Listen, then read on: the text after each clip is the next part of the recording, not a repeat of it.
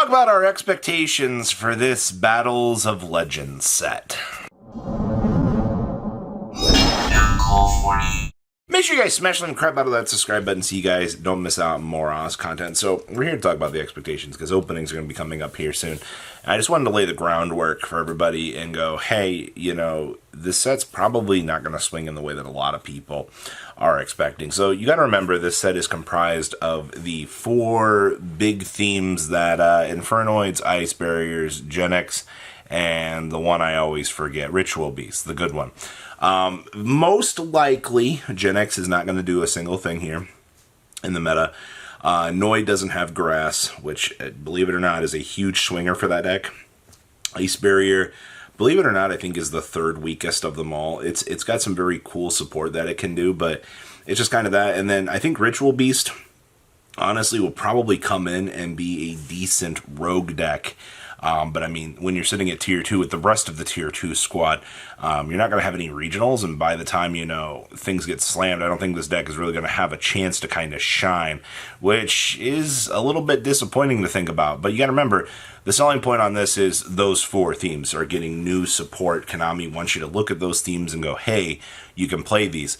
Honestly, deck cores for these, there's probably going to be 1 to 2 things that are going to be short printed. You got to remember this is a side set, and unfortunately, as is most of this out here, there will be a short print or 2 along the way, stopping you from getting these themes relatively cheaply. But I mean, I guess the good part is if it's only 1 card, it's not the end of the world if you can kind of navigate around and pick up, you know, everything else that you want for those themes. But these themes are just, they attempt to hit the meta, and then only 1 to 2 of them really make any sort of ripple. And it's really sad because these themes are really cool for the dual terminal stuff. So I just want to point that out. If you're expecting these to really change the meta, not going to happen. Now, this set needs to have Phantom of Yubel and the mini Underworld Goddess, or they need to hold these over till the next set. Both of these cards are something that people are looking to in this set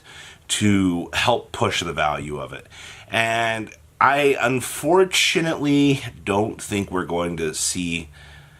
It's so hard because realistically, by the time I think the set was designed, I don't think that Konami would have had the foresight or the ability to put Phantom of Yubel in here. Now, obviously, I want to be wrong.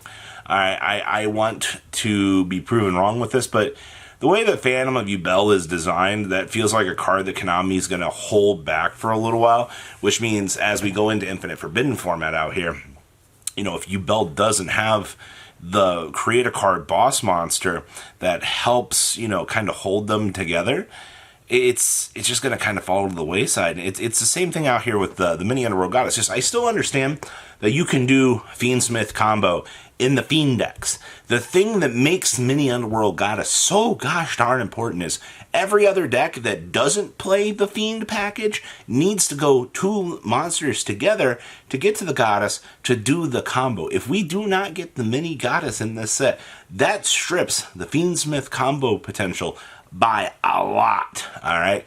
The generic piece of that is needed for all of these other rogue decks to be able to, you know, use it as the stepping stone for the Advantage package to get the maximum value. Am I to say that it's not going to get value? No, but it absolutely helps so much for what you want to be doing with that. So both of these cards, whether or not 1 or 2 of them make their way into the set, they will dramatically increase the value of the set X-fold, and it's actually pretty impressive to see. Now, we need good reprints in this set. We can't have this la-dee-dee-dee-da, you know, bad reprints. I hate to tell you guys this, but as Rarity Collection 2, you know, has been slashing what's available for the reprint equity, we can't reprint Diviner of the Herald in here because we've already given it an allocated OTS slot. So, took care of that. The only 2 things right now that I see that would be crazy reprints would be Thrust. And I'm going to be honest with you, you know, even though Thrust isn't really a major player in the meta right now, I mean, by a major player, I mean, it's not main decked in every single deck. It's been pushed to a lot of side decks, and it's just kind of been that. But your biggest thing is like you could finally print this in a QCR in this set so that people can actually have it. And then the other thing that we were kind of bouncing around with was the idea of maybe SP Little Knight being in here. Now, I understand, all right, that we have tins coming, but that's never stopped Konami from double dipping on a reprint. All right, trust me, we've seen it before. They've done it with quite a few other cards where they'll just slam a reprint and then slam it immediately afterwards. You got to remember, that's a 400 card set out there. People are still going to buy the tins. All right, and then, you know, they can put it in here, say the value of this set, and go on ahead, and then, you know, pull it on along for another set. That's a pretty major thing to think about out here. I don't think that they're going to do it. It would be very wild in the current meta if they made whatever situation that they're looking to do here, but the reprints need to be something extremely good. Or, you know, we're just going to have another $60 set kicking around in the course of the meta. Now, there's another thing that I think is going to be interesting. It's going to be the QCR choices for this set. Now, remember, there were some very slick alt arts that were floating around, like Birdman, you know, the Void Imagination Station, things like that. Those are also the Kanahawk.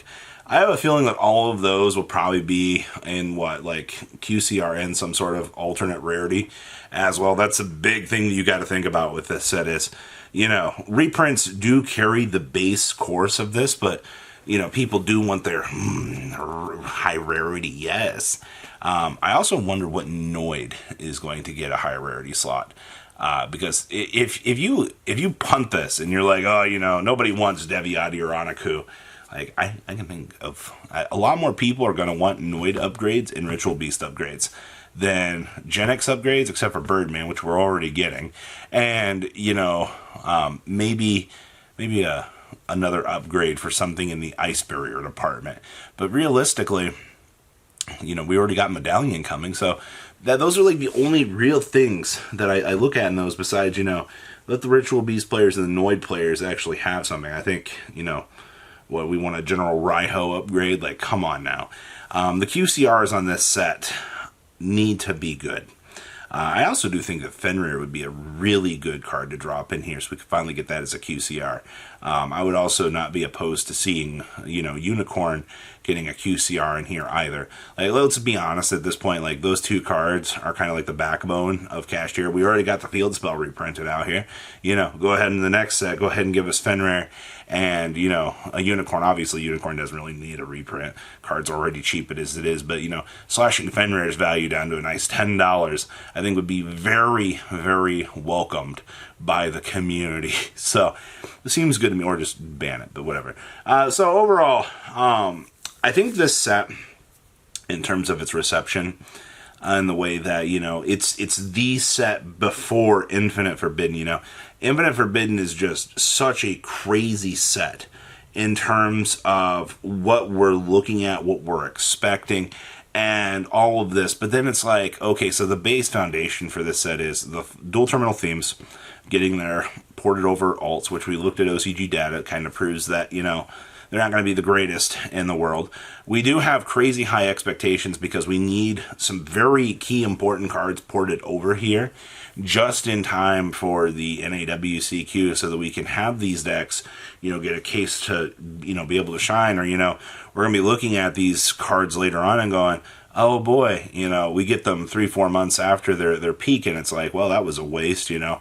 I guess it does change up the meta a little bit, but just kind of thinking about that, reprints are going to be all over the place as per usual. I think you're probably going to see a lot of Ritual Beast Noid stuff as per usual, and the QCRs are probably going to be the saving grace for this set. As bad as that actually sounds, but there's so many alt arts missing right now that I look at this set and I'm like, they're not going to waste to put them in here. I don't understand what, you know, they're holding back on for some of this stuff, because it just doesn't make sense in the current vastness of what Konami's actually planning out here. So, do you think this set's going to be good or bad? Please leave a comment down below, tell me what you guys think, and I will see your beautiful faces back here later, guys. Patrons, thank you.